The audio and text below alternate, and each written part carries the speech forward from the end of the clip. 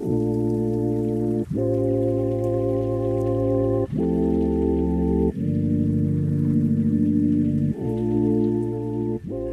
we're in a kitchen renovation and a yoga studio, which you'll see later, which is actually about a stone's throw from my personal home. I practice yoga in their studio twice a week, and we've actually become friends. So Peter and Cecily, these clients, asked us to come over and look at their project in this kitchen while the house was kind of stuck in the 90s.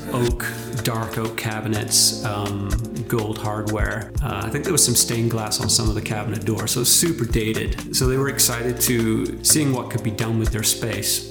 And something that I appreciate is Jobie has a really clear vision of how things can look.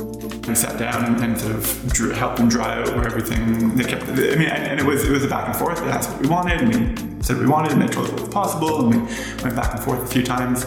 The little nook in the corner, the idea of having the coffee maker in that little corner by the window. Those are all elements that we were pretty clear about, and they did a great job of executing everything that we wanted.